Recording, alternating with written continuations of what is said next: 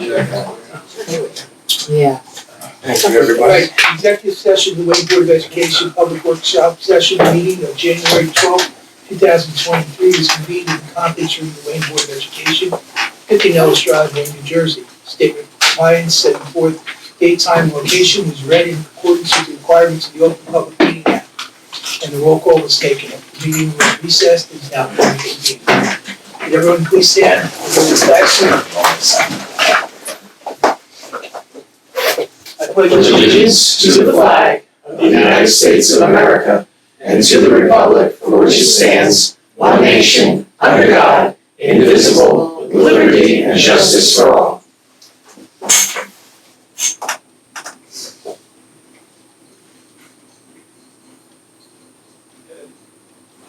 Thank you, everyone.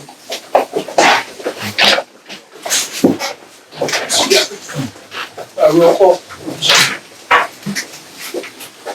Mr. Batterfield? Yeah. Mr. Duffy?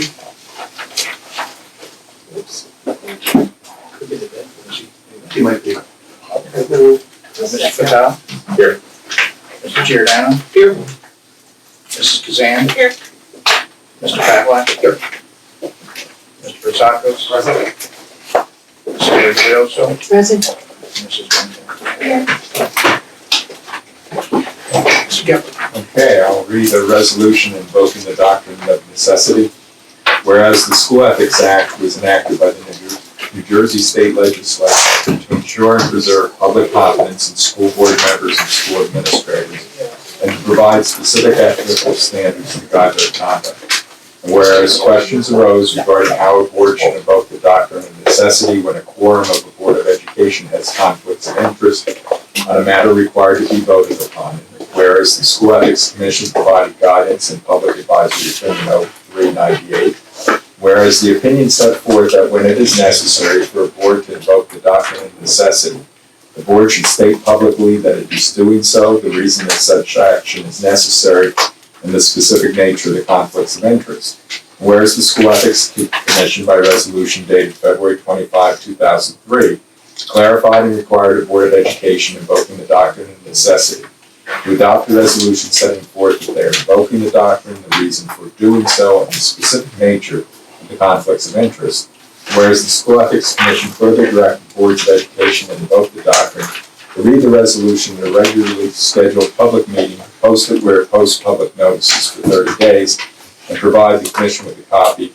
Whereas the Wayne Township Board of Education desires to resolve litigation brought on behalf of a former district employee, and whereas Harry Basakis has a personal relationship with the employee stemming from her participation in his election campaign, whereas Ryan Battershill has a personal relationship with the employee stemming from her participation in his election campaign, whereas Barbara Rigoglioso has a personal relationship with the employee stemming from her participation on her election campaign, whereas Michael Fatal has a personal relationship with the employee stemming from her participation on his election campaign, and whereas Yvette Wentney has a personal relationship with the employee stemming from her participation on her election campaign. Whereas the inability of the above 5 board members to participate in this process results in the lack of a quorum, whereas in order to resolve disputes with its employees through approval of the settlement agreement, the board must have a quorum, whereas the board desires to invoke the doctrine of necessity in accordance with the procedures established by the Commission to resolve litigation, now therefore be it resolved by the Wayne Township Board of Education as follows. 1. That the 5 board members as noted above are in conflict by nature of their personal relationship with the employee involved in the matter to be voted upon, and the board therefore invokes the doctrine of necessity to act upon the proposed settlement agreement. 2. That this resolution shall be read at the public meeting of January 12, 2023 and shall be posted where the board posts public notices for 30 days. 3. That a copy of this resolution shall be forwarded to the School Ethics Commission by the board secretary.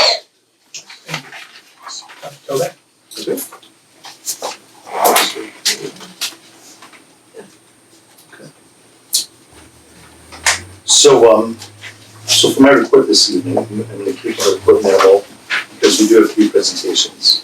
But I would like to share some things with the public and with the board. So as we reported previously, the Wayne Township schools, like most school districts in the country, have of staffing problems in certain key areas in response to this labor shortage, which is unlikely to improve, particularly positions that have already been difficult to fill.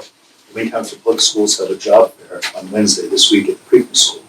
Immediate interviews were held for positions of bus drivers and paraprofessionals.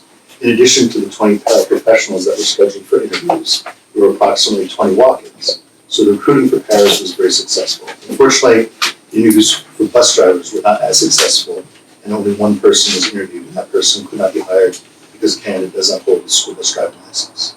So I wanted to just share a moment from, we haven't had meetings for a little while, but I want to talk about something that happened before the break. Starting really around Veterans Day, but going through the holiday season. It was very nice to see the new musical instruments for our students. So last year, the Board of Ed moved ahead with the plan to replace all of our older musical instruments, from harps, timpani, drums, trombones, tubas, and many other instruments, because most of those instruments are well past their useful lifespan. For many of these older instruments, parts are just not available in the event that repairs are needed. So in addition to attending concerts, I was also able to receive a backstage band room tour at Colfax Middle School from Mr. Kuzak and Mr. Vogel, along with the chance to talk to our students about the new instruments. Needless to say, the new instruments are very much appreciated by our students and staff. I was able to see many of our older instruments alongside some of the new instruments, and you can see very easily how necessary it was to purchase these new instruments. So very exciting thing, and very much appreciated out in our schools. After a very successful fall athletic season at both of our high schools, we're happy that we're into the winter season. We're doing very well. Our students will report at our next meeting about our teams. I would like to take a moment to congratulate two of our coaches for reaching significant milestones in their careers. Congratulations to Wayne Valley basketball coach Joe Light, picking up his 600th win with an 81-23 victory over Lakeland. Coach Light has 317 wins in 19 seasons at Wayne Valley and 283 wins at Indian Hills.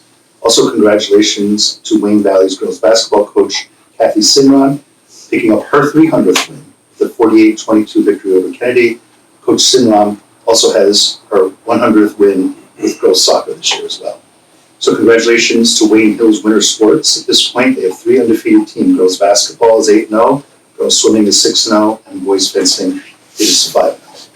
And I'd like to just ask Donna, if you would, to take a few moments to share with the board some information about an exciting partnership that the district has with the United Way. Sure. On Monday, January 16th, we have over 200 students and their families from the 9 elementary schools and our early childhood center participating in their first Martin Luther King Day of Service. Students and their families donated personal hygiene care items, and they're going to be assembling hygiene kits. The kits will then be donated to United Way of Passaic County and distributed to the United Way's emergency food and shelter partners across the county. We're also going to have guest readers, art projects, and we'll be teaching the students about Dr. Martin Luther King Jr., the civil rights movement, and practicing generosity. Dr. Toback, we also just got a very special Let's Talk. Can I just read it to give a shout out to Hackensack School? Sorry. It's always nice to hear some good news. We had a parent write in who runs a recycling program at Hackensack Elementary School where we collect plastic film. We started in October and we'll run through Earth Day. It's a competition run through tracks where we're competing with other schools in New Jersey with similar enrollments to see who can recycle the most by April. They have multiple bins placed around the school and have partnered with a warehouse in Patterson who gives us roughly 100 pounds of plastic a week. We also collect between 50 and 100 pounds a week in each school. This week alone, we collected almost 400 pounds in our school community and the warehouse. The student government and green team helped empty the bins, and many parent volunteers helped transport and drop off the location. Hackensack School is doing an amazing job recycling plastic film. So a big shout out to Hackensack School. Great project. Yeah. Okay, so as far as the HIV report goes, I actually have a few reports because of the cancellation of prior meetings. So for the December 15th report, there were 34 incidents investigated. 11 of those cases were deemed to meet the criteria of actual HIV incidents.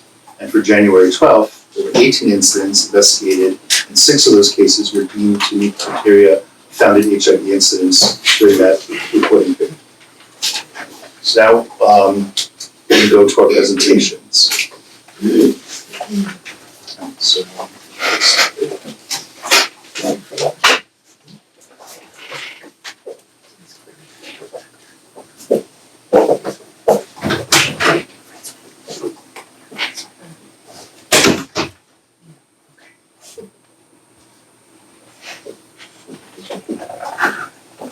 Okay.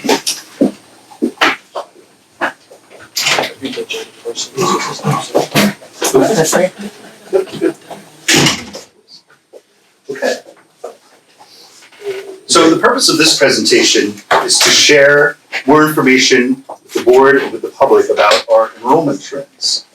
And so every year, on October 15th, there's a snapshot where basically the district collects enrollment information for all of our students.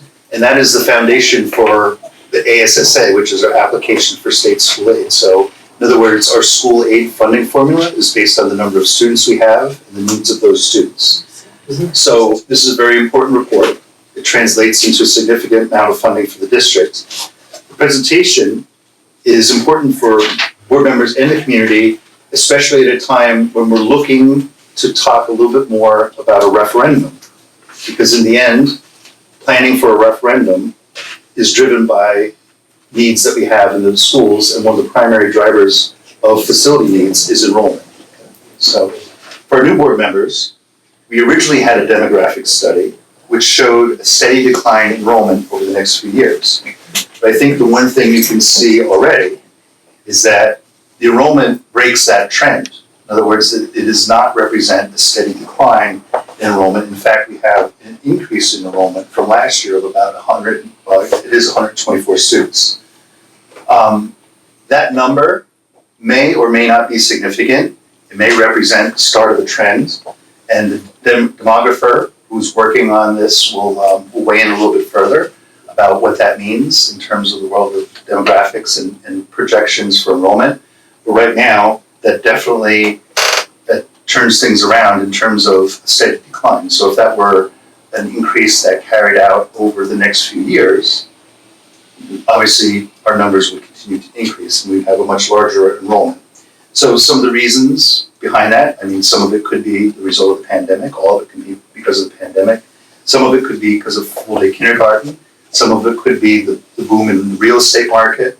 Hard to say, but perhaps our demographer will have more information about that when he completes the next report. So that's, like I said, that's in process. So there's our enrollment, and you can see this is the most basic table. It also indicates categories, so everybody understands that the categories and the tables that you're going to see tonight are based on, for the most part, the ASSA, unless it indicates otherwise. And the categories that are listed are also terms and things that are used by the New Jersey Department of Education. So we replicated the terminology and the way the information is presented. Okay? So another statistic that's included with the ASSA is the students that receive free and reduced price lunch.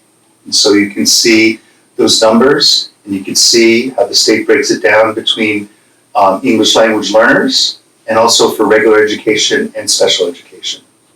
Okay, so those are our numbers. The reason I put this table in the presentation and the next table is it goes back to a little bit to the possibility of a referendum. So if you go back, okay. So this is included because this kind of calls attention to one of the primary drivers of a potential referendum, in that when we're talking about special education and you're talking about buildings that were built in the 1960s, where there were far fewer small instructional spaces than what would be built today, you wind up in these situations where you have very large classrooms that could accommodate an entire classroom full of students, but they're devoted to special education classrooms, which is fine, but it's obviously not a full classroom. And so the square footage is not really, it's not distributed the way it needs to be. Okay? So as you can see, these very small class sizes, if all you have is large classrooms, means that there's a lot of students that are not in some of our classrooms if they were full classes, and therefore the need for smaller instructional spaces. If you go to the next slide, kind of the same general information based on the program that a student is enrolled in, you can see what the class size has to be. So these are the rules that we follow when we schedule all of our students across the district. Okay, you can go to the next. Okay. So the next few slides were included because because it shows you basically where our enrollment is at each of our schools, where our ELL students are attending, where our special education populations are centered. And also it gives you an idea of where our total school enrollment is. So that's for 3 of our elementary schools. Give a few minutes to take a look at that. While we're looking at this page, just a reminder for the board and for the public that all this information will be available for review. We'll post all this on our website tomorrow. So it'll be there if you're interested in viewing it. The business office will post all our presentations from tonight on our Board of Ed website tomorrow. Okay.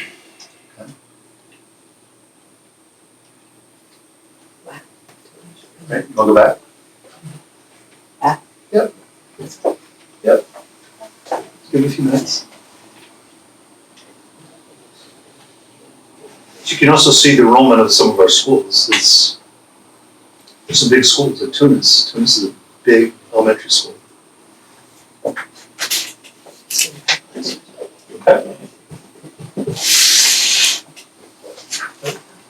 So this is the same information, but now presented for our middle schools.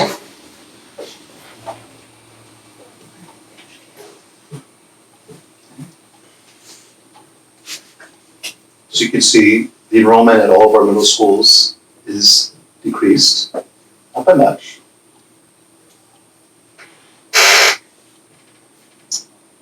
Go to the high schools. And you can see that the enrollment at Wayne Hills is a little bit smaller, and the enrollment at Wayne Valley is a little bit bigger.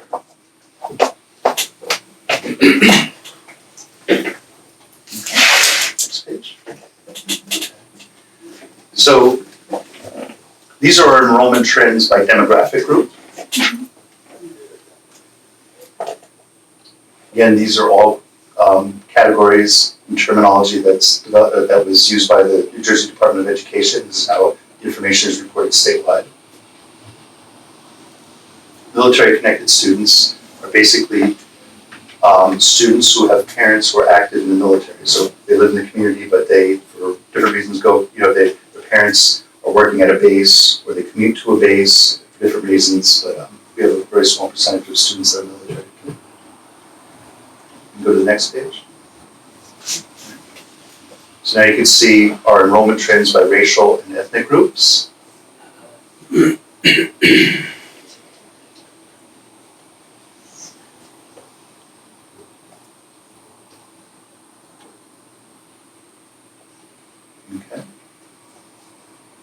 And this is information that I think is helpful for the board to understand and also for the public. So every student has a home language survey, right? And so this is information about our general percentage of students that speak different languages at home. These are the top languages.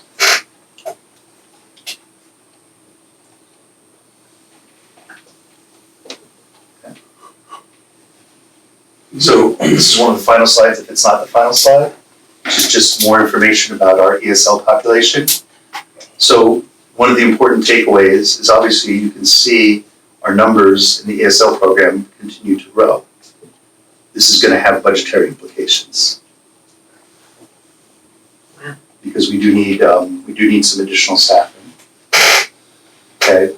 When it says opted out of ELL, what that means is basically there are a certain number of students whose parents make a determination that they would not like their children to attend an ELL program. So a few years ago, there was a situation that the board addressed where we hired some teachers and we expanded our program because we only had a few schools where there was an ESL teacher employed. And that caused a lot more students to have their parents opt them out of ELL because they want to keep them in the neighborhood school. So we've hired some additional teachers, but I think we might have to take another step in terms of hiring additional teachers because you can still see there's still a significant number of students that are not being serviced. And that's largely the reason why. Okay. And this is a little bit more information about the number of students and the ESL students and where they attend school.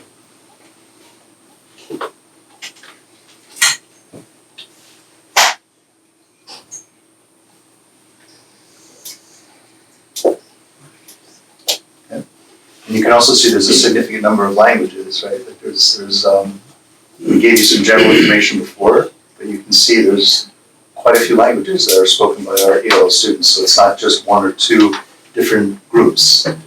Okay. No? Okay. Okay. All right, I think that's it, okay. So, okay, so does anybody have any questions? It might take some time to kind of go through this information, I understand that, so if you don't have questions now, but you want to take time to go through the numbers, certainly I'm happy to answer your questions if you want to send me an email. And the same applies to the public, if you have a question or something like that about our presentation, just email me, I'd be happy to answer your questions. What's that? Oh, I'm sorry. I don't have a question, and the implications are obvious. I just wanted to share a conversation I had with a parent about the option of not taking the ELL classes because they felt that child would be pulled out of the regular ed classes. And because they speak a different language at home doesn't mean that they're not capable of taking the regular classes. And for some reason, so it turned into a big debate, like their child was going to be forced to take the ELL. And I don't understand if that's still happening or if it's happened long ago, but this was a professor and we were having this lengthy discussion about it. And I'm like, well, one of these days, if I remembered, which I finally remembered now that you brought it up, So today is I that, figured I'd ask. Is this mandatory or do they have? it is not the option? mandatory. Yeah, because It's you not can have a mandatory. brilliant kid that speaks 2 languages. Mhm. So what They have happens to is, be pulled out of regular classes. so basically, to enter into an ELL program, there's a screening process. Right, so the district has a process that is in use statewide, where ultimately the first thing is a home language survey. Right, so a student enrolls in the district, we do a home language survey, so the parents at that point declare what their home language is, right? They say what they believe to be their home language, right? There's a records review, so if the student comes from some other part of the world or they speak another language, review of their records, the report cards, where they attended school previously, if that information is available, that happens. And then there's a testing program. So ultimately the testing program reveals what it reveals. It's the same test that's used across the state. And from that point on, the student is identified as a possible student. But as you saw, there's also a significant number of parents whose children are identified as ELL students, but they don't enroll in the program. So what happened in the So specifics? they can opt out. Oh, yeah, You can't. absolutely. We have dozens of students that opt out every year. Okay, it seemed odd to me, but figure I'll touch. So there might have In case I been, run into her again. there may be more to it, but there is, like I said, there's a process and we have that. Okay, so the next thing that we have for presentation tonight is information about a grant that actually is available. Mr. Moffett, would you like to start talking about that and then do your introductions? Sure. Okay, we're going to see. So this next presentation is going to be, as the board knows, to this point, we've worked pretty hard since the pandemic has been over, we're getting back on track with facility projects. I know we were talking about it in facility and transportation. But while we were doing that, getting back on track, we were also working on updating our long-range facility plan, which was an underpinning of our discussions on the referendum. So those actions, as well as some others we'll go over, put us in an excellent position to take advantage of some grant opportunities that came out recently from the Department of Education and SDA. So what I'll do now is we'll go through these, what they call ROD grants, but it's regular operating districts, which we are, and we can apply for certain grants. So what I'll do is turn it over to Lauren Tibbetts, our facility director, administrative side. And what's good too for her is she's been here from the ground up, right? So this whole process has really been about a year, and she's been here about a year, really intimately involved in this whole planning process. So if I could turn that over to Ms. Tibbetts. Good evening. So this presentation will address potential grant opportunities open to Wayne Township with the regular operating grant, as well as one other I'll mention. So just kind of a basic overview of the presentation. We'll go through each slide. So the process, the purpose is to provide all of you and the public an overview of potential grant funding opportunities. The New Jersey School Development Authority and the New Jersey Department of Education announced 2 upcoming grants, one for $350 million statewide, which is for regular operating districts, which we are, at Wayne, and the second is a $75 million grant program for emergent and capital maintenance needs. The determined funding sources are gonna be based on what we receive back from as far as the ROD grant and the emergent grant, which was already designated for the amount of funds, which we'll go into a little bit later. And then defining our projects and determining the potential for eligibility, which is what we've been doing. And now here, presenting to the board, what will come up is a few resolutions that will be that are on tonight's agenda, and we'll go through to the next meeting for approval. All right, so at the end of this presentation, I'll tie it right back into what you have in your agenda package. And then following this, February through January 24, 25, depending on the process, and that includes potential for the construction timeframe, what notifying the district of what our funding status is, discussions about our priorities once that funding status has been determined, and then how this all integrates with the referendum planning. So just a little bit more about the two grant opportunities. The first for the regular operating district grant or ROD grants. The proposed work must be 100% eligible for state support. Their districts are eligible to receive at least 40% of approved eligible project costs, so there's potential to receive more. And the Emergent and Capital Needs Grant, which was a $75 million state grant, we received $182,500, which again was allocated and predetermined by the New Jersey School Development and also the New Jersey Department of Education. These are the other sources for where we were looking for funds to. For the capital side, potential source of funds for Preakness to increase accessibility with a new elevator and elevator lobby access. The other use of capital funds are generally district-wide improvements for security, educational, and infrastructure improvements. In FY22 and 2023, we conducted a security camera system upgrade and expansion district-wide. The next gen science labs at Wayne Valley, as well as now we're working on Hills and staff restroom additions for APT, Fallon, and Renthal Carter. The maintenance reserves, potential source of funding uses are mechanical, MEP, so mechanical, electrical, and plumbing, building envelope repairs such as roofs, and other unforeseen circumstances that may arise due to maintenance needs. And why this is, if I could jump in, why this is important, we have two separate reserves, right, that the board has put aside and established, matter of fact, since I've been here, the maintenance reserve. So what that does on the maintenance side is, since we've been depositing that over time, that's gonna help us trigger these ROD grants. So by having this maintenance reserve and having it funded year after year, puts us in a position to really leverage the funds that are in there to get these grants of at least 40%. That leaves 40%.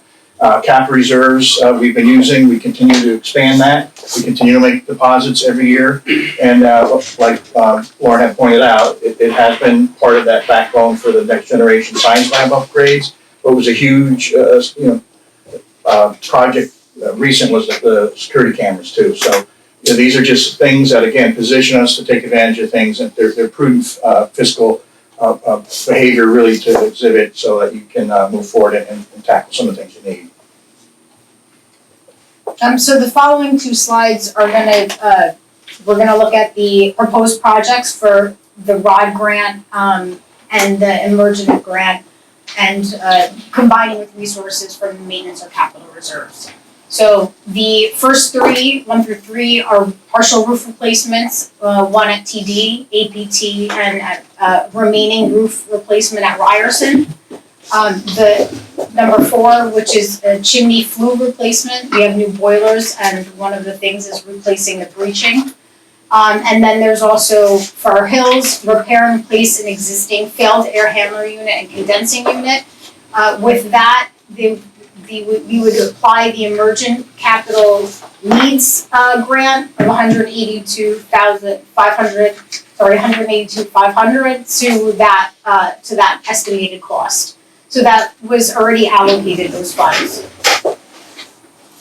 Continuing on with the grant, the ROD grant and maintenance reserves would be Fallon facade repair, as well as at Preakness, a partial roof replacement, facade repair, and new windows throughout. The roof replacement and facade repairs would be for the original building, section of building. And then also for the ROD, but this with combined with capital reserves, looking at the installation of a new elevator and a new elevator lobby in order to create an ADA accessible building. And then as well for Skylar, radio communication improvements for our Harris radios. Here are some pictures and images of the current roof conditions at APT, TD, and Ryerson roofs. So you could see there's moss growing and there's significant damage. This is the failed unit at Hills, both the internal and external units that require replacement.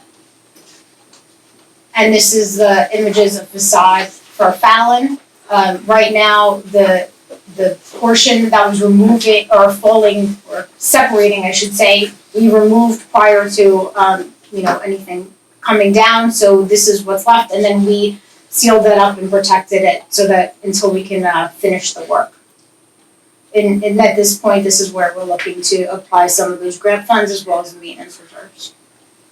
I'll turn this slide over to Bill. Thank you. So if you can refer to your agenda, I'll just tie in all the actions back because it gets a little on the complicated side. So it's under KK-PWS School Resource.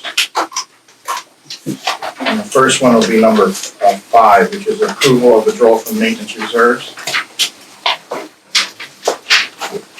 Page 32.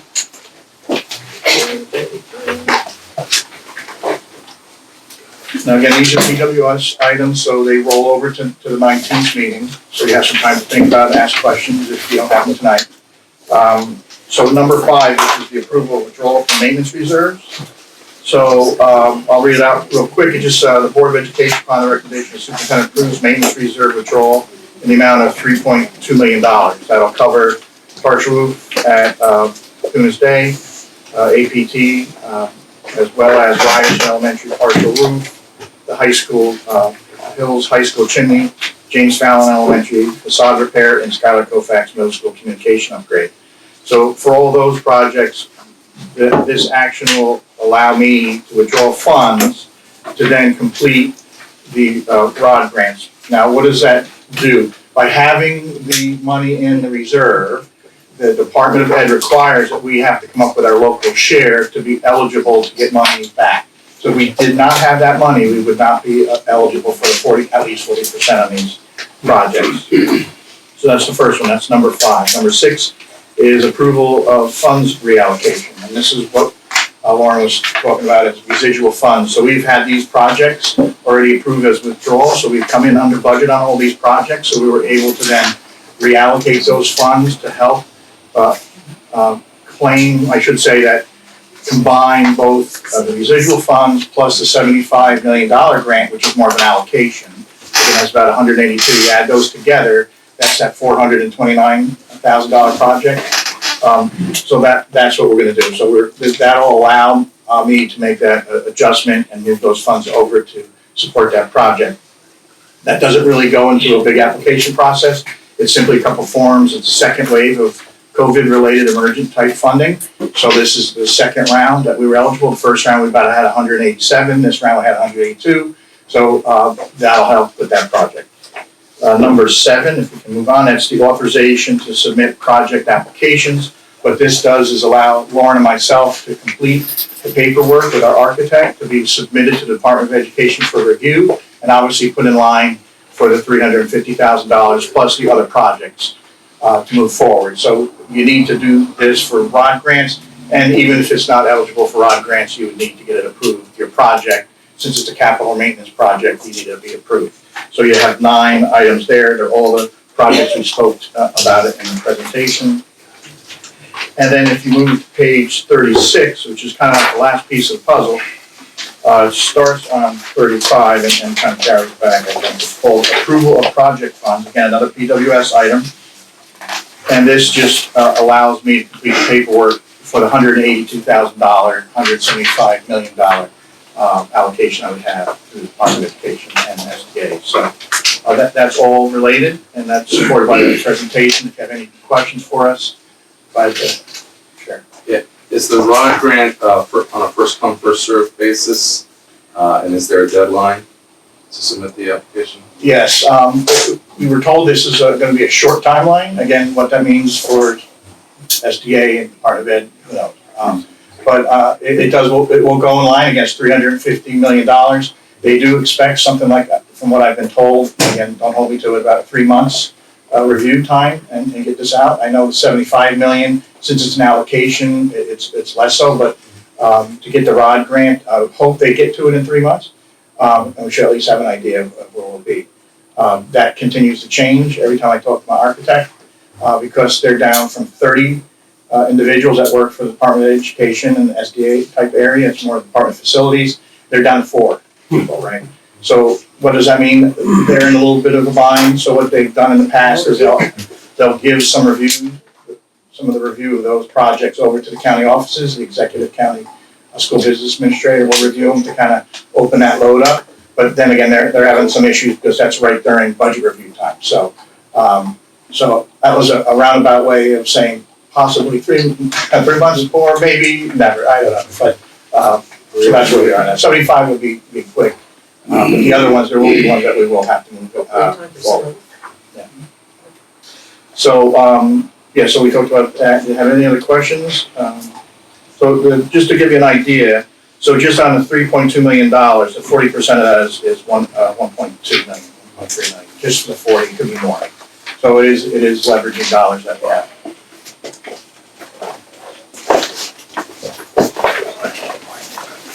And there's no cap per district, right? We're not aware of any cap. I think they say it's first come, first serve. But if I know the state, they like to, hit as many districts as possible. But we'll see. But we've been told it's first come, first serve. Any other questions? We're lucky to have the matching funds. If we didn't have the matching funds, we couldn't even apply. Most districts are not necessarily prepared for that. Okay. Requires good planning. Okay. Presentation on HIP.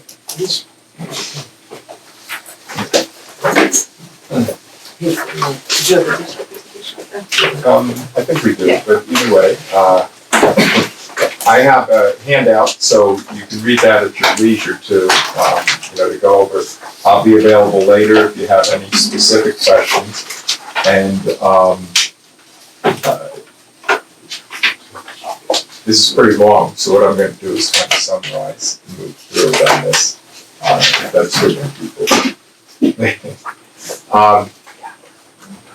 Yeah, can I just do it from here? Yeah, okay, so just, Right there. Yeah. Okay, so just as a background, obviously this all started from studies about school bullying, seeing that it was a problem. And the main concern there was that the victims were susceptible to severe depression and suicide.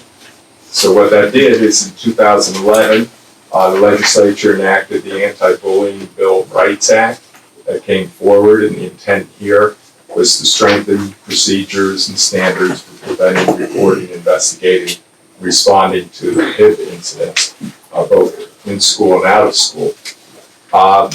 There are a couple changes that have come in that I want to highlight today. On January 10th, 2022, last year, the governor signed a new law which amended the Anti-Bullying Bill of Rights Act. The amendments involved a couple things. They brought in additional reporting requirements, the creation and use of specific forms, and procedural changes. Now, the next 3 slides are really important. It's the definition of HIB, particularly for the audience. Everyone has their own concept of bullying. The legislature made a very specific definition here. So when you think about fights, you think about other activities, boy-girl problems and stuff like that. Those are all still handled by code of conduct disciplinary actions. But the HIB process is a very specific one. Right here, as you can see, it's any gesture, written, verbal, or physical act, and it can include an electronic communication. It can be one incident or a series, and there are a couple check boxes for the definition. The first one is it's reasonably perceived as being motivated by either actual or perceived characteristics. So it can even be perceived. You see the list there of the different areas that can be involved. The last one I point out to you, other distinguishing characteristic, could even be something that's not on the list there. And there are a couple cases later that will show that. One important point, it is unwanted aggressive behavior that may involve a real or perceived power imbalance. So it's that power imbalance that sort of drives the ship here. The second part of it is it could take place either on school property, at a school-sponsored function, or on a bus, or off school grounds. So that is a surprise to some people, but if it's off school grounds, it has to substantially disrupt or interfere with the orderly operation of the school or the rights of other pupils. If it doesn't check that box, then it's not bullying as well. And then the third aspect of it, it has to be one of these three to be defined as a hit. A reasonable person should know under the circumstances that the acts would have the effect of physically or emotionally harming a pupil, damaging the pupil's property, placing a pupil in reasonable fear of physical or emotional harm to their person or damage to their property, or could have the effect of insulting or demeaning any pupil or group of pupils. And the last one, it could be creating a hostile educational environment for the pupil by interfering with their education or severely or pervasively causing physical or mental harm to the pupil. Now, regarding the area of conduct off school grounds, in order to discipline it, can't be just anything that happens off school grounds. You have to have a nexus of a substantial disruption of the school operation or rights of students. Schools have always had a duty to protect students beyond the portal areas, and the new laws do not change the scope of the school's responsibility there. Now, a couple examples of off-school grounds. And of course you hear the reports and you've been involved in them, but a student at home sends a text message to a classmate threatening him. The victim's now afraid to attend school. That could be an example. A second one is sexual orientation-based comments posted on Facebook. So this is out in the social media world. It's directed at one student, resulting in that student becoming withdrawn, skipping school, and failing classes. That's a substantial disruption element.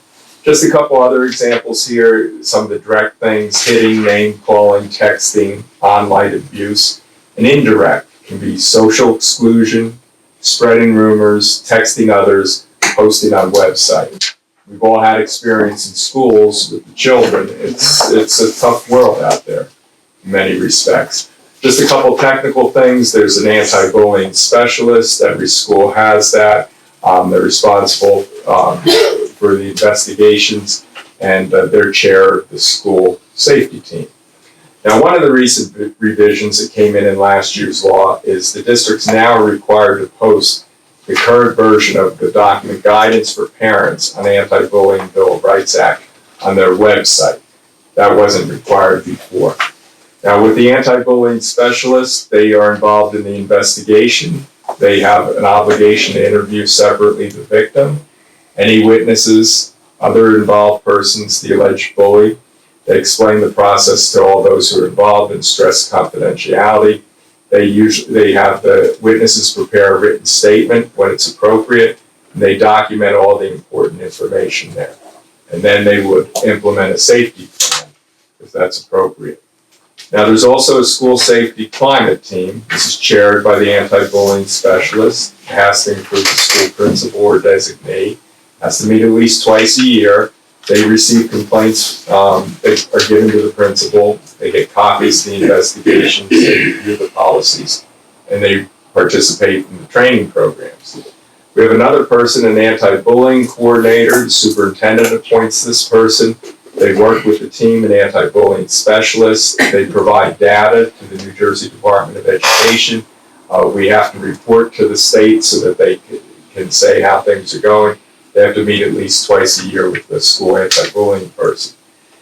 Now, what do we do? Well, what is every employee, school board member, and administrator's obligations? We have to proactively identify all incidents. We We have to actively scan for bullying involvement, consider bullying as a factor or cause of problems or changes, actively identify and track at-risk children, focus on support for the at-risk children, and model positive relationships. Now, there are a couple timelines involved here. One other point I wanted to bring out, in 2017, boards were given the discretion to amend their policy to include a process where the principal, in consulting with an anti-bullying specialist, could make a preliminary determination as to whether a reported incident, assuming that the facts are true, is a report within the scope of whether or not it meets the criteria of HIB. Now, if it's HIB and not student conflict, the principal has to inform the parents or guardians of all the students involved. And if a preliminary determination finds the incident or complaint is a report outside the scope of HIB, then the parents can take that directly, appeal the principal's decision to board. So it gives a little leeway to maybe eliminate some things that the principal doesn't feel quite rise to that category. Another recent revision that came in this year, if principals are given this discretion, then the superintendent has to provide an annual report to the board about the number of times a principal's exercised that discretion. Now, another new thing is we have a new required report form. Districts have to use this form that's developed by the DOE. They must make the form available electronically. A copy of the form has to be submitted promptly to the principal or superintendent. And the form has to be completed even if a preliminary determination is made that the reported behaviors outside the scope of HIB. Also with this form, it has to be kept on file separately from the student's record, separate file, unless the incident results in disciplinary action or it's otherwise required to be maintained in the student's record. And a redacted copy of this form, removing all student identification information, must be confidentially shared with the board. This is where you come in, after the conclusion of the HIB investigation, if a hearing is requested by the parent or guardian. Now, timelines that are involved here, the statute's very specific. On school day 2, the principal has to initiate the investigation within 1 school day of the report. School day 3, a written report to the principal has to be made within 2 days of when the employee witnessed or received reliable information. A recent revision again came in here. The principal is now required to keep a written record of the date, time, and manner used to notify a student's parent or guardian following receipt of information regarding their child's involvement in a HIB investigation. You didn't have to do that before, you do need to do that now. Continuing with the timeline, on school day 11, the investigation has to be completed. It has to be 10 school days from the written report.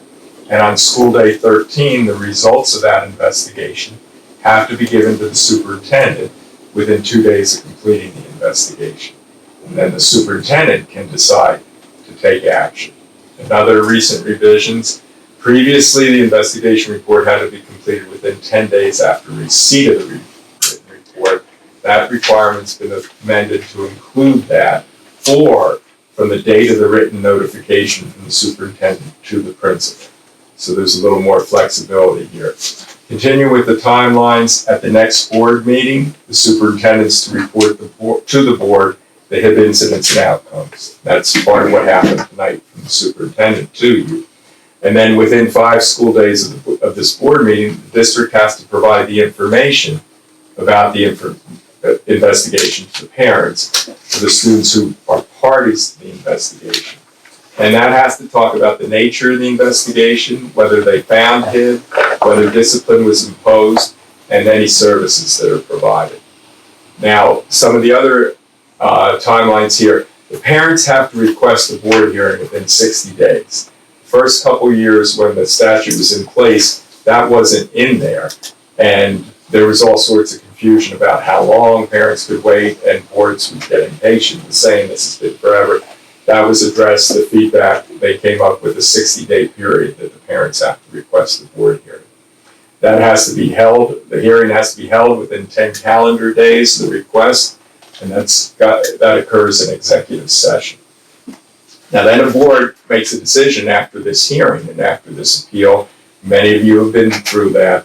and the board has to decide whether to affirm, reject, or modify the superintendent's decision at that board meeting. Within 90 calendar days, the parents have to appeal the board's decision to the Commissioner of Education. If they miss that deadline, they're barred from filing an appeal there. There also is a provision of HIBs involving students who attend the private school for students with disabilities. Even in that instance, the sending district, which would be the local school district, is still responsible for initiating the investigation. Some other timelines: the parents still have a right to file a complaint with the Division of Civil Rights within the 180 days. They could file a complaint in civil court, and the executive county superintendent could also investigate a complaint that someone might make about it. Now, responses to HIB, they're remedial actions, behavioral assessment or evaluation, support interventions. Consequences, they can be varied and applied according to different things, such as the nature of the behavior, the student's disability, if any, development age of the student, and the student's history of problem behaviors. Staff members need to know that they are also held accountable for their actions. Now, another recent revision that came up last year was each policy must now include a statement setting forth the consequences for a student who commits an act of HIB. So there's a little more that you have to put into your board policy. A big thing that occurred here was the first and second acts of HIB and the third act. We didn't have this distinction before. On the first and second acts of HIB, a copy of the investigation result must be placed in the student's record. The student may be subjected to remedial actions such as counseling or behavioral intervention, discipline, or both, and the consequences are to be determined by the principal, consultation with the appropriate person. Now, the third act of HIB is a big deal. For the third act, obviously it's progressive discipline, that as things continue after a first incident might be something, the second incident occurs, you step up the game. You get to the third act now under the statute. For the third act and each subsequent act, a copy of the investigation results are placed in the student's record. The principal, in consultation with appropriate school staff, must now develop a student intervention plan. So we have a new entity, this student intervention plan, that we didn't have before. Now, in that plan, it may include counseling or behavioral intervention services, progressive discipline, both discipline and counseling services, and it can require a student accompanied by their parent to complete in a satisfactory manner a class or training program to reduce HIB behavior. So in addition to the student intervention plan, now you can require the student and the parent to attend a class or training program, which we didn't have before.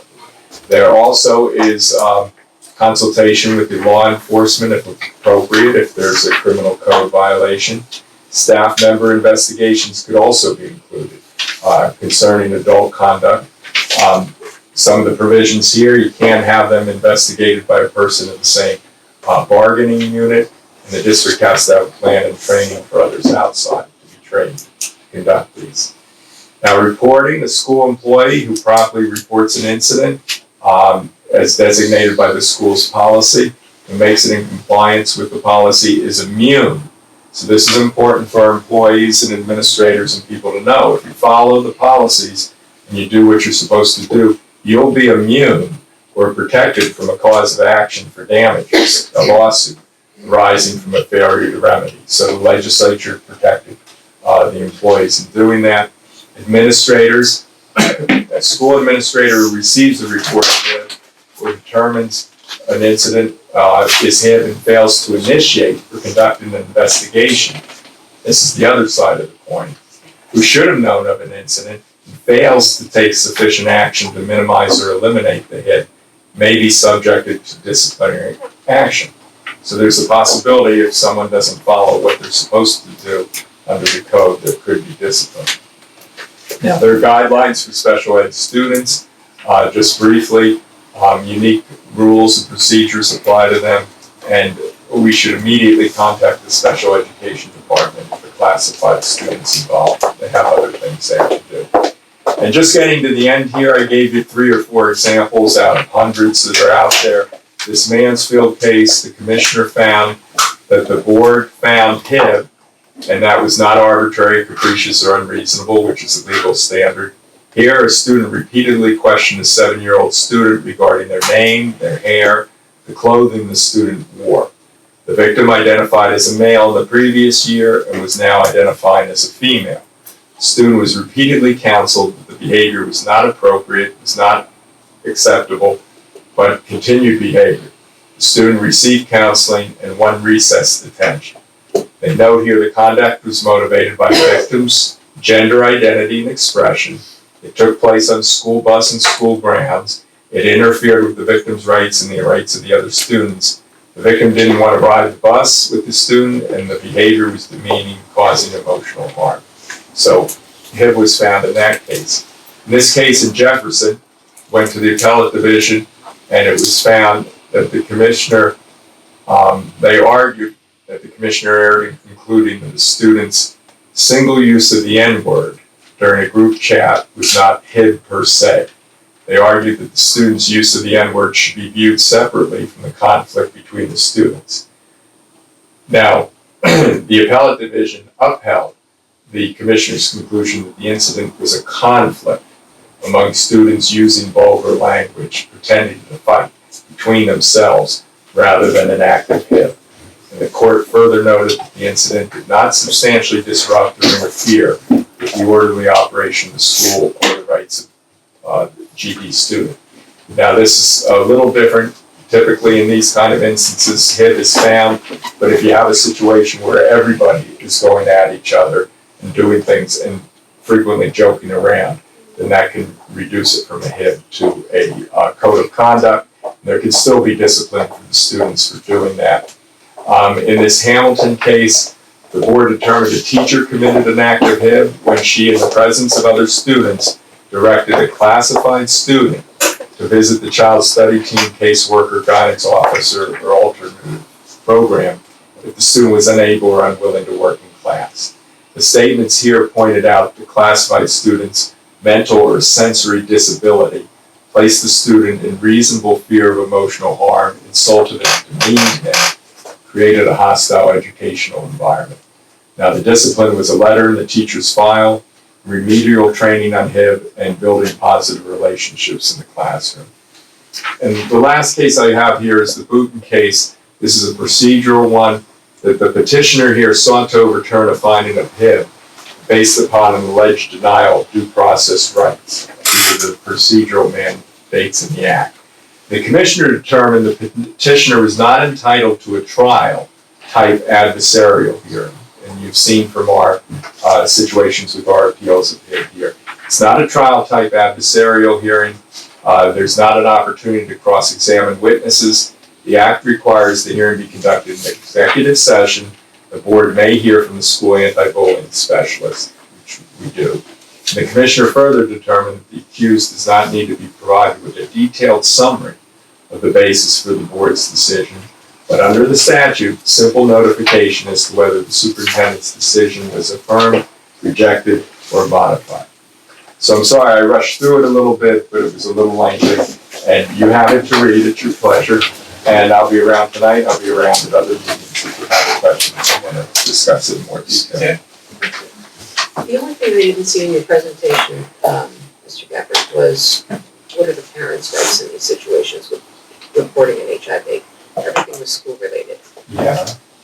Well, what do you mean by the parents' rights? I mean, any person, a parent or any other individual can report a HIV to the school district and In writing, and begin the process there. force the process. Yeah.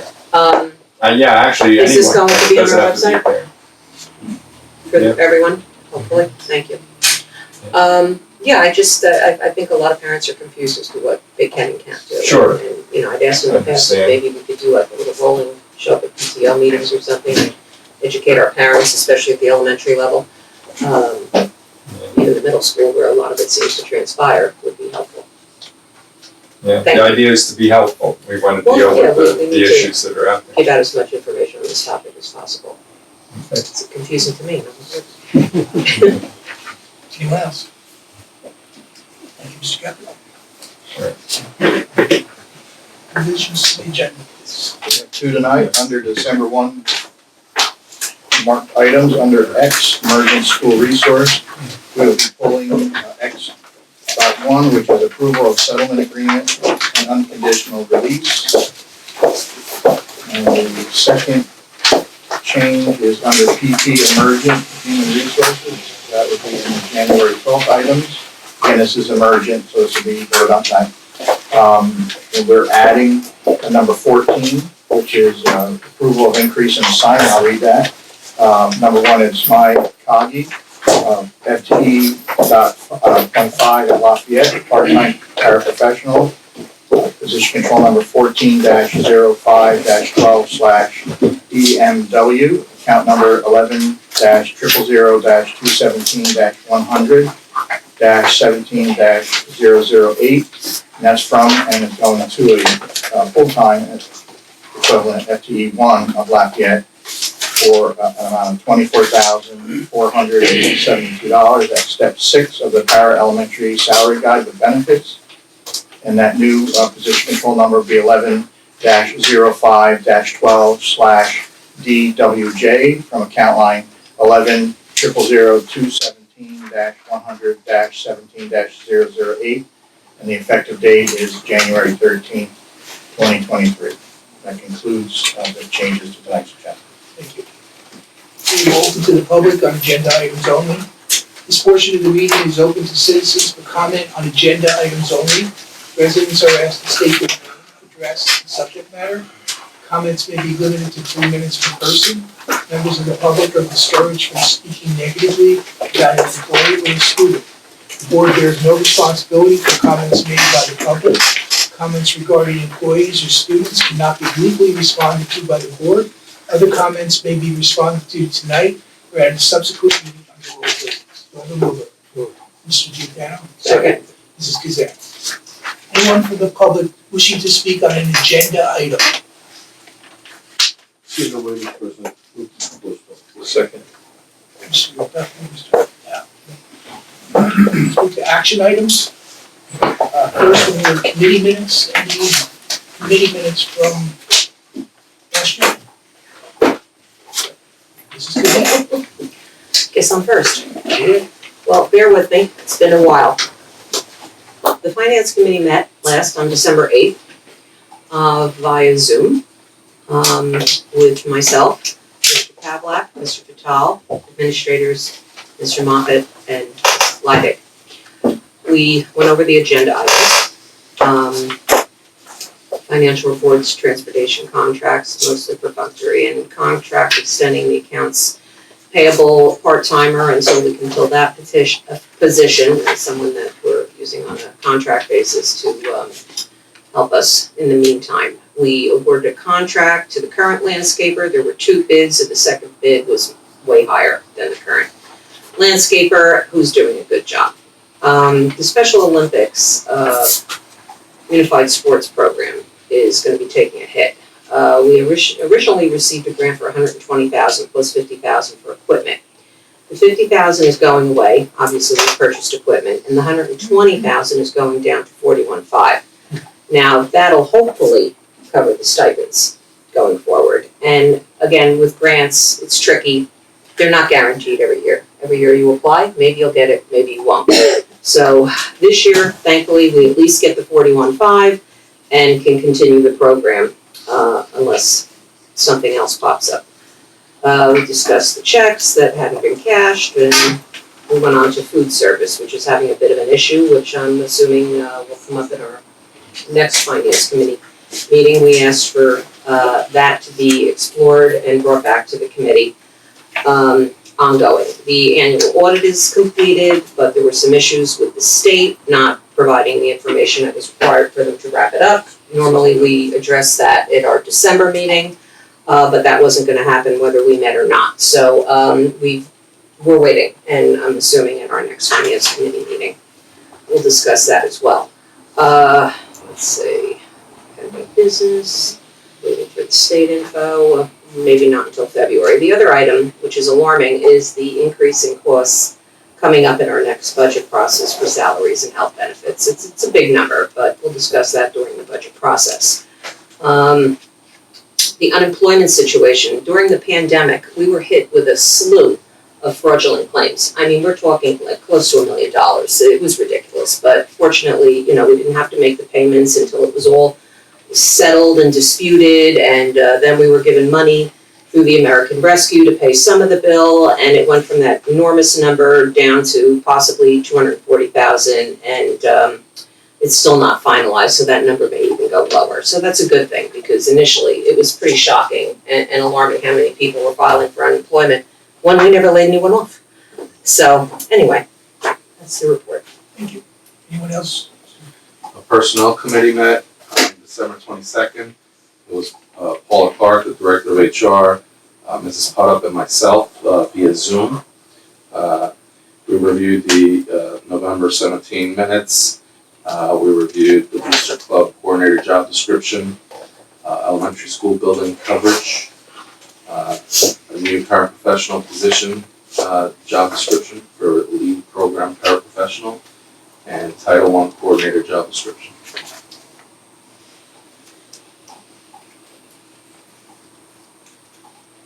Thank you. Anyone else? Nobody else was here? Oh, yes. So, You got a facilities update. facilities update, we revised in writing as to projects that were ongoing within the district, where we stood with some of the projects. We're still having some supply chain issues and get to finalize certain projects. We revised on the broad grants. Transportation wise, same issue. Drivers. Need drivers. The requirements from the state and the federal government for drivers has increased dramatically. So a lot of people are no longer looking to take on the position. We have started our own training. We had approval from the Division of Motor Vehicles. We're now our own training site for bus drivers. So we no longer have to pay to send them out to school. We do the training ourselves, which has some issues with DMV, not on our part of what we're doing, but on DMV's part, which I did forward to our state senator to look into. That's about it. Questions? Do you have a mover for the agenda? We'll move the whole agenda. Any questions? Mrs. Gazette. Okay, I'd like to address the board meeting calendar. We have a process for everything, and apparently the process for this one doesn't follow. We had a reorganization meeting, it was on the agenda, I voted on it. Next day, I see a public notice with a changed board calendar. I have to wonder whether my email going out caused it to finally end up on the agenda. But the bottom line is, and I have to apologize to you, Mrs. Wenting, I should have stood up for you when you tried to address it at the meeting, because you had every right to do so. It was an agenda item, and you raised your voice to speak, and you were stifled. That's unacceptable. I'll stick up for you next time. You wanted to discuss it, and you wanted to follow the proper process, and that's what we should all be doing here. And we should all be including everyone in these decisions. I'm not quite sure how a calendar got changed with zero board discussion. It wasn't in a committee. And if this is an example or a harbinger of things to come from the leadership, neither of whom asked for my vote, then I have concerns. And I'm bringing that up because I'm asking you now, is this going to continue? Can I expect treatment as a senior board member here to improve, where everyone is included in the discussion and we follow the correct process? Now, as for the meeting changes themselves, I also have concerns. First of all, why? Why do we need to move them? Everything we need to do at a public work session, as you can see right here this evening, happens here for a reason. We have the technology, we have the documents, our administration doesn't have to try to put all of this on a truck and move it somewhere else where there is no technology set up. It has to be set up. We need people to stay over. Custodians, the technology department has to work overtime. We've had situations where the technology doesn't work when we get there. Are we going to move our committee meetings? Are we gonna move our executive session? Are we gonna be racing across town now after an executive session that runs over? And the public sitting at some remote location waiting? What will the cost be? What about the police coverage? There's a lot to unpack here. And most importantly, and we've had this discussion many, many times over, we've gone from PWS back to all the meetings being in council chambers because some people seem to think, they like to be on TV. I don't understand why. Most of what happens here is only voted to move forward to the next meeting where it can be discussed in council chambers. So move it back to council chambers twice a month, I couldn't care less. But the bottom line is having these meetings in school buildings is a security issue for me. Anybody can walk into the building. Anybody can get lost in the building if everyone isn't keeping an eye on who's in the room. I don't know. It's not the proper place as far as I'm concerned. There's a reason why we've done it this way. I don't see the need to change it. There's only a handful of people here this evening, and nobody even came up to the podium for the agenda items. So I'm sorry. This to me is just an attempt at more political theater that we don't need. We need to concentrate on the work that we're here. Because we have a lot to do, and I don't see the purpose. So, obviously, I'm voting no to any change. And I hope my other colleagues will consider it before voting. Anyone else? Well, as vice president elected last week, I don't know what your accusation is about the leadership. I consider myself the leader as vice president, so I wasn't aware of the change on the calendar. So, and I didn't know that I had to consult with you prior to the meeting about receiving your vote for vice president. I thought my qualifications were, well, people are familiar with my qualifications on my resume, so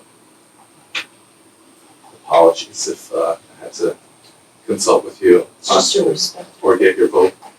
Do you want to represent me? Do you want to lead me? Well, Yes, then, don't you think you should ask? I didn't ask half the board, or I'm not plus the arguing board, with so. you. That's my opinion. If I could, Ms. Muffin, could you provide the board with a cost analysis of what it would actually cost us in overtime aspects of janitorial? I know we have police officers on site here now, if we need more, school buildings, whatever school that we might decide to have the meetings at, and what our financial aspect would look between going to a school or having it at this location. President, would you like me to do this?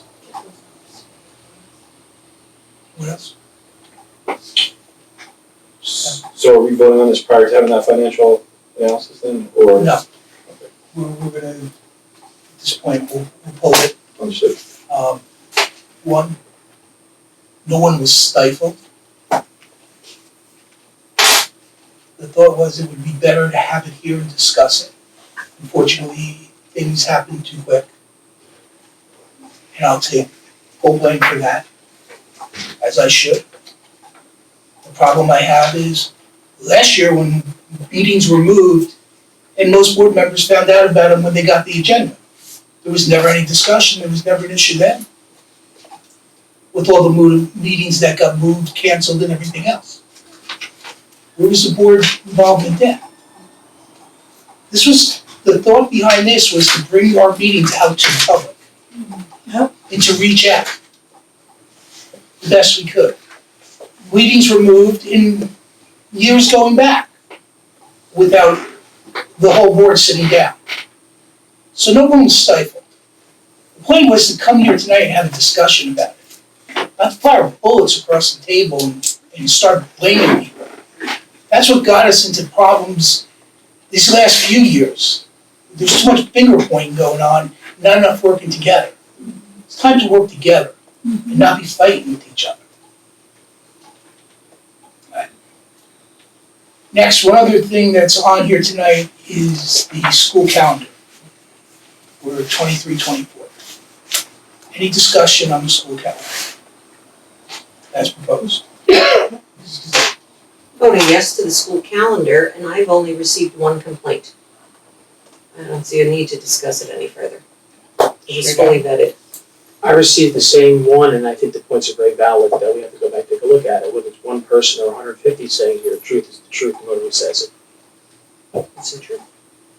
Okay, Mr. Suckers? I just wanted to comment and make the public aware of the enhancement that was made to add the New Jersey Department of Education holidays or approved holidays. So there's access to, what is it, over 160 holidays there. Different possible. So, you know, if people can be mindful of everyone's holidays when they, I know people use this calendar as a resource to schedule various high school activities or middle school activities, so be mindful of those holidays.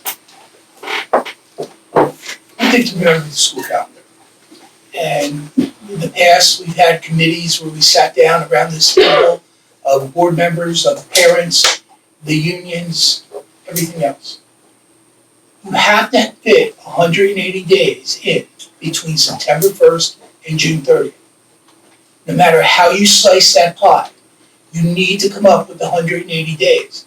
Actually, 185 when you add in the snow days.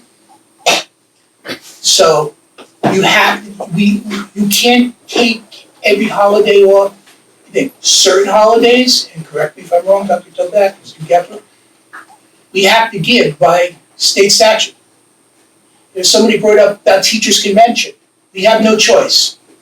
State statute says we have to be closed those 2 days. The state, we have politicians now in Trenton saying, oh, don't worry about people coming into school on election day, just close. Okay, let's take another one off the list. Where does it end? You have the right for a religious holiday, if we are open and you don't want to send your child to school, there's no penalty for it. The statute says that is an excused absence. So you're not required to send your child to school for a school holiday, and nothing's held against them for that. So and I only had one email concerning it. I just wanted to be sure, I brought it up because I wanted to be sure the board had no others that I didn't see or get. But it's a difficult task. And you can't please everybody all the time. We do our best. We do our best to put breaks in so we don't have students going to school for 8 straight weeks. Our kids are in trouble already. Look at the numbers Dr. Toback talked about the end of last year with counseling. And it's not just this school district. It's every school district. They are seeing numbers that are off the wall with kids requiring mental health services. So you try to alleviate those, you try to make those natural breaks in there and not be going to school for 8 or 9 weeks without a day off. We want to try to end the school year earlier. We all know it gets hot, and it gets hot quick. So we try to end the school year as early as we can. We have complications on days we can have graduation, days we can't. Unfortunately, our schedule is not flexible at the end of the year because we have to have graduation on the date we say we're having graduation. Other districts, if they don't use their snow days, they take it off the end of the year. We don't have that luxury here. So there's a lot of things that go in this. And when this schedule was put together, the unions were consulted.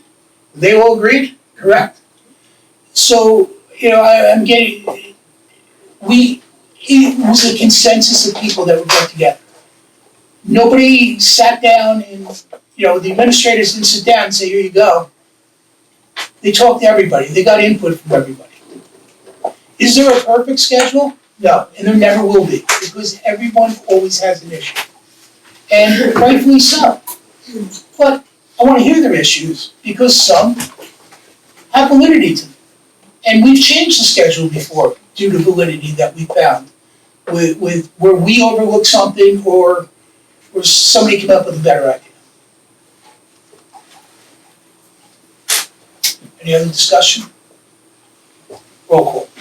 So the resolution before the board is for the whole agenda as is. During the discussion, you had requested analysis conducted by my office as it relates to the costs associated with meetings, moving the meetings to various Yes. locations. Any other? Then we should amend the board calendar, the mover and the second would agree, amend the board calendar to put those meetings back at Nostrand at this point. Until the financial analysis is determined, and then we will come back.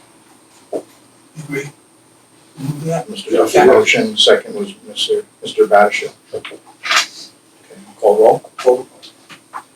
Mr. Fatal? Yes. Mr. Giordano? Yes. Mrs. Kazan? We're pulling it, right? Oh, no, we're going back to the Go original back to the calendar? original calendar. Okay, then I'm a yes. Mrs. Rigoloso? Yes. Mrs. Wente?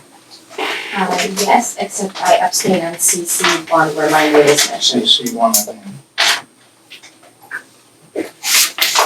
Yes, and all others, Mr. Badisha? Yes, but I abstain on RR1. RR1?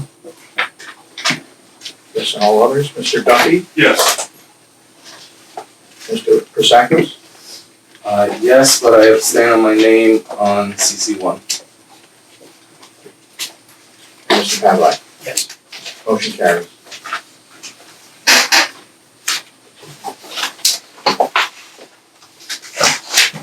It's time we open to the public for general comments. This portion is open for citizen comments on any topic. Residents are to state their name, address, and subject matter. Comments may be limited to 5 minutes per person. Members of the public are discouraged from speaking negatively about an employee or student. There is no responsibility for comments made by the public. Comments regarding employees, students cannot be legally responded to by the board. Other comments will be responded to tonight or at subsequent meetings under old business. Do I have a move? Oh. Mr. Dan, Mr. Patel.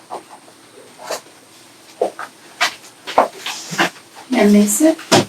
Couple things I just wanted to quickly address. As for noting that the place isn't packed and in relation to why it should or should the meetings be moved to the larger facility, it's because the parents have affectionately called this COVID closet, and when we've come, in previous meetings, we've had to wait outside, alternate, it's cold and rainy out. A lot of parents weren't gonna come, not knowing if we might be standing outside. So there were valid reasons why we have been requesting that these meetings happen at the municipal building as well. So just wanted to bring that to your attention. I wasn't going to address anything on the agenda items, but after that was addressed also, I'd be remiss.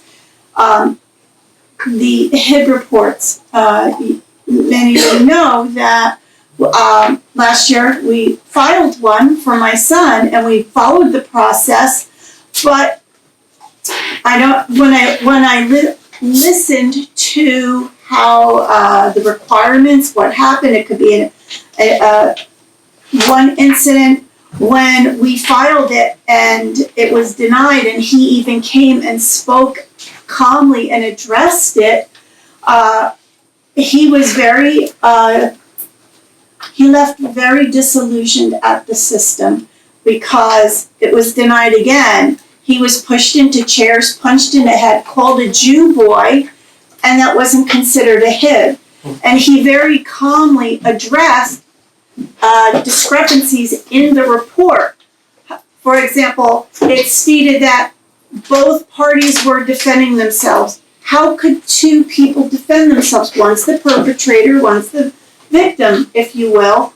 And it was evident that he did not instigate the situation. So when that was denied, he didn't want for us to jump through more hoops. He said they're not going to do anything. There was no faith in the board, even from him as a student. And when that student got in suspension, he said, well, if he's getting suspended, obviously he did something wrong. So why wasn't it considered a HIB? When that happened, we showed pictures of his one ear was bright red, the other one wasn't. That really happened.